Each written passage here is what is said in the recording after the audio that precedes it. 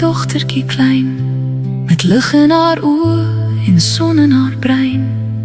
Sy het gedans met haar kroontjie van goud, vol drome en laggies en stories oud. Maar eendag het storms te hard begin baai, en woorde soos dorings het diep in haar saai. Jy's nie mooi genoeg nie, jy's nie goed genoeg nie. En stadig het sy begin glo, sy beteken niks meer nie. Toe val haar kroontjie stil in die stof, tussen trane en seer en 'n hart sonder lof. Sy het oral begin soek, in mense en goed, in applaus en perfek wees, maar niks het haar heel gemaak nie.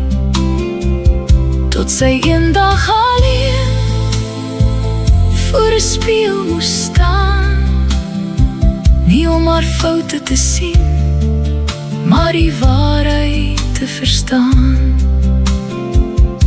Want sag het 'n stem in haar hart gefluister: dogtertjie, jou kroon was nooit weg nie, jy het net vergeet wie jy is.